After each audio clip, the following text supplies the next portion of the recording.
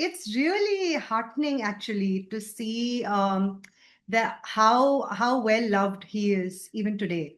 And how many people are speaking about him and wanting to celebrate his birth and his contribution to cinema.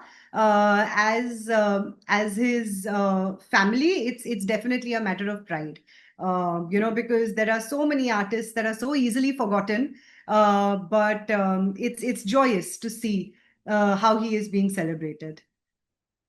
I think we can't. I mean, like 100 years is so long that it's so amazing. It's so amazing that people remember it as if it happened like 10 years ago or something.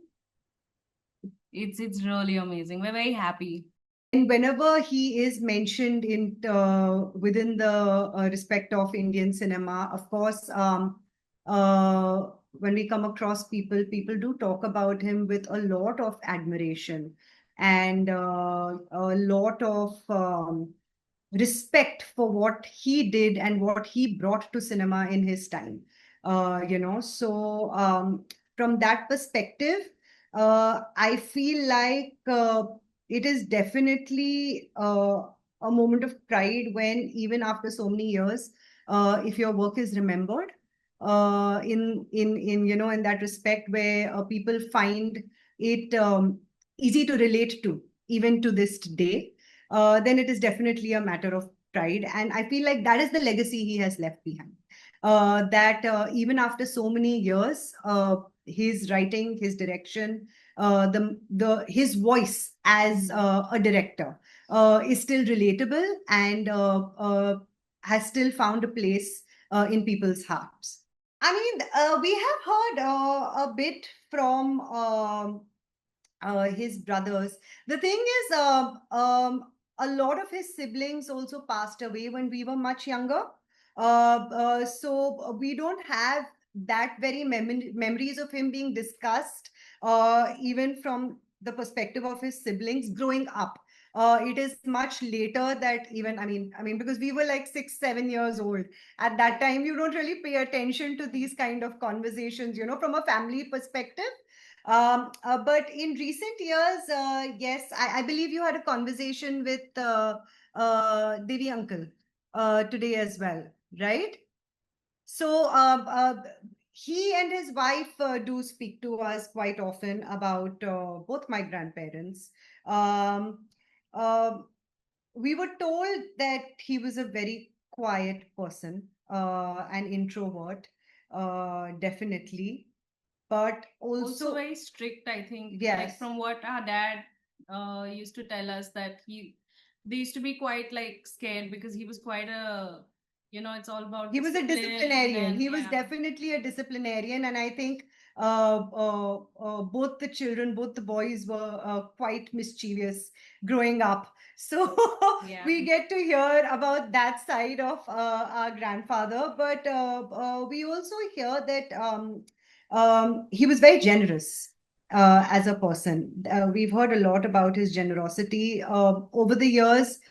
People who had worked with him had reached out to my father also and spoke very fondly of he was generous in time and in spirit overall.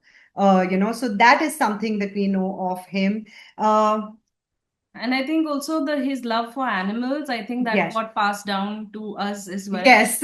Like from our father and then to us, because he also loved animals. He had a lot of animals. And yeah, ever since like we were born, ever since we can remember, there's always been like a pet in our house. So that's something that's really been passed down to us from him as well. Yes, apparently he also had quite a sweet tooth, is something that his sister Lalita ji used to tell us, that he was very fond of sweets. And in fact, I remember, I think even Devi uncle had once told us that after pack up, he would, bring something sweet for his crew to celebrate how the work in the day took place. So these are the little kind of things that we've like grown up with. These are the stories we've grown up with. So actually, what happened? what happens, it's just really funny. So when we start working, obviously we don't introduce ourselves as that, right? We're not like, oh, you know who I am and stuff. So a lot of the projects just in entirety or like halfway through go by without anybody on the crew realizing that we're related to him. Yeah. So it's actually quite funny when we go through an entire film and in the end they're like, "What? You did not tell us?" And obviously the reaction is like happy and big and stuff.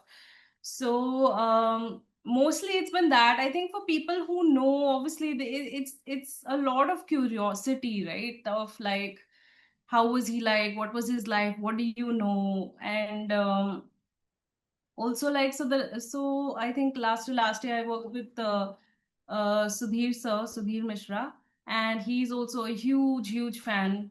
So like how his filmmaking is affected by my grandfather's films, and it's a lot of admiration basically. Everybody wants to say their side, their personal connection, how they connected to his work and how that has affected their work, be it a director or an actor or a musician or anyone. So it's always like, I think he connected with people in such a personal way, Yeah, and every that's true. time they talk about it, they get very vulnerable, and it's very heartwarming to have conversations like that with anybody. The thing is, he was actually writing the screenplay for the movie, which was to be directed by Shivendra Singh Dungarpur. And that's actually how I was introduced to him, because he had come over to our house in Pune for some research, to look through photographs and letters and things like that. And that's how my father had introduced me to him, because I was looking to start my career as an assistant director, and I had reached out to a bunch of directors at the time, and I was just waiting to hear back from someone. And it was just very opportune, because he was also supposed to start That Girl in Yellow Boots at the very same time. So that's how I came. That's how I was like AD number 13 on the project, because he's again a very generous person, likes to try and help out as many people as he can. And on that day, one of the days of shoot when I was there, I remember him telling me how daunting he had found the task of trying to capture my grandfather's life onto a screenplay. I think for him, it came from a moment of being such an ardent fan. How do you do justice if you are in awe of somebody? How do you do justice to their life where there is so much to talk about? So that is something he had discussed with me, that he had found the process quite difficult to be able to put it down in words and capture his life. But I mean, like my sister said, most often people find out much later that we are related to him. And at that time, then it is more of it's more of a conversation of warmth of how his work has touched their lives, and how inspired they were by his work. And that's generally where the conversation ends. Me, I mean, all of his films are extremely enjoyable, even today, like I said. My two personal favorites have always been Pyaasa and Mr. and Mrs. 55. I Of course, I really appreciate Kaagaz Ke Phool and Sahibi Aur Gulam and all the other films that he's done as well. But these two are my personal favorites. Pyaasa, of course, because I feel as somebody in the creative field, you do understand that sense of disillusionment. You kind of connect to that from that perspective, which I feel like for a lot of filmmakers and writers, that's the feeling for them as well. And Mr. and Mrs. 55, I feel, because it's a very rare opportunity to see a very light-hearted side of him, which most people don't discuss very often. And I feel like, which is why that is one of my personal favorites. With regards to making a biopic on him, I have never thought of it personally. I think I don't know if I'd be able to be objective about it, because at the end of the day, he is my grandfather. So I think to make a good biopic on somebody, you do need objectivity to be able to actually talk about a person's life as a whole.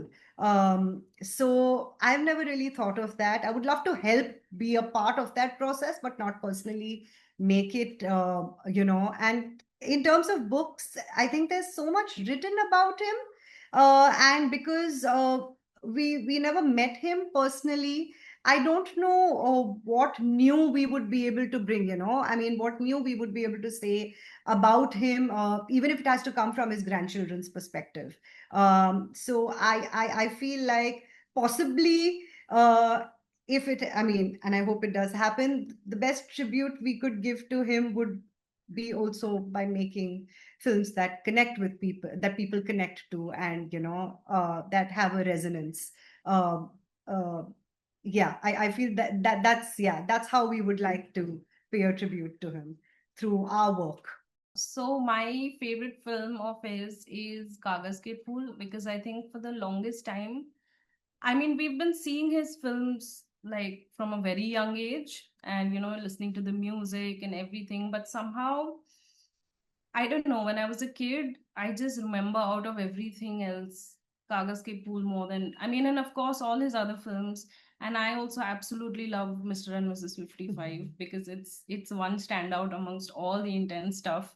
So, and I remember singing all the songs when I was a kid, and I wouldn't even understand कि, oh, my grandmother has sung this song, for a film that my grandfather has made. I was just like, ah, Hindi picture hai, iska gana hai, I like it. And that's how it was. It was a very innocent thing. Um, Also, like, I find Kaagaz Ke Phool so poetic, and the way it kind of like mirrors his own life. I think that's why it like connects with me more than his other films. And when it comes to like making a biopic again, like it is very difficult to, you either talk about his work or you talk about how he was as a person. It's very difficult in one film to encompass everything. So it's, I mean, we haven't really actually even spoken or ever Yeah. talked about that, oh, we should make a biopic and all.